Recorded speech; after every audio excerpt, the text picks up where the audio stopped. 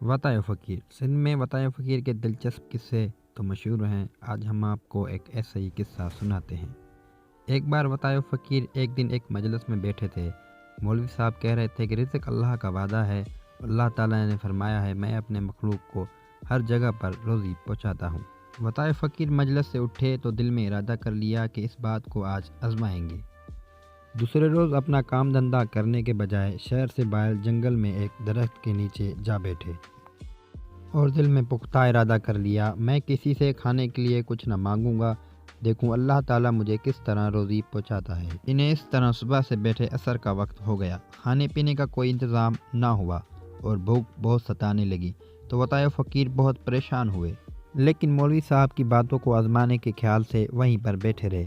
شام تک انہیں بھوک کی بالکل برداشت نہ ہو رہی تھی تو ایک بار جی چاہا کہ اس خیال کو دل سے نکال پھینکوں، مگر انہوں نے مولوی صاحب کی بات کو آزمانے کے لیے اپنے دل میں پختہ ارادہ کر لیا۔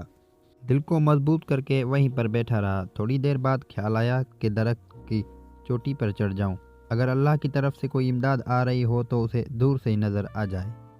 خدا کا کرنا کیا ہوا کہ ان کے درخت پر چڑھنے کے تھوڑی دیر ہی بعد دیہاتی ان کے لیے روٹی لے کر آیا۔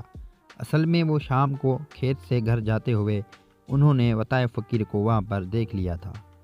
وہ ان کو ایک مسافر سمجھ کر گاؤں کے دستور کے مطابق ان کے لیے کھانا لایا تھا۔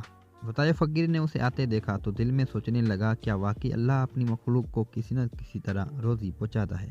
انہوں نے ارادہ کر لیا نیچے اتر کر دیہاتی سے کھانا لے۔ دل نے کہا نہیں، ایسا کرنے سے روزی حاصل کرنے میں تمہاری محنت بھی شامل ہو جائے گی، تمہیں تو بیٹھے انتظار کرنا چاہیے۔ جب روزی گاؤں سے یہاں پہنچ سکتی ہے تو کیا پیڑ پر اوپر نہیں چڑھ سکتی؟ مگر وہ خاموشی سے اپنے درخت پر بیٹھے ہوئے اس دیہاتی کو دیکھ رہے تھے۔ دیہاتی نے جب درخت کے نیچے مسافر کو نہ پایا تو حیران ہو کر چاروں طرف دیکھنے لگا۔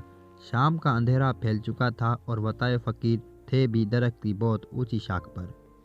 دیہاتی انہیں نہ دیکھ سکا اور مایوس ہو کر اپنے گاؤں کو جانے لگا۔ وطائے فقیر کا تو بھوک کے مارے بہت برا حال ہو رہا تھا۔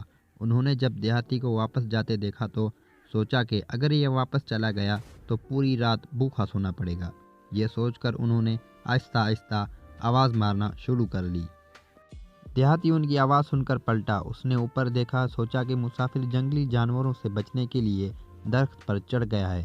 وہ خود بھی درخت پر چڑھا، انہیں کھانا دیا اور پھر اپنی رائے لی۔ وطائے فقیر نے پیٹ بھر کر کھانا کھایا، نیچے آ کر ندی سے پانی بھی پیا۔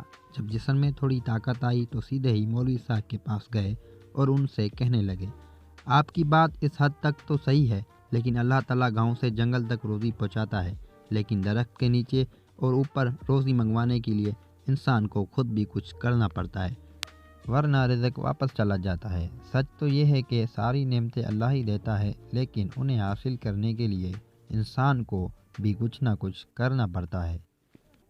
اگر آپ ہمارے چینل پہ نئے ہیں تو برائے مہربانی ہمارے چینل کو جوائن کریں۔ شکریہ۔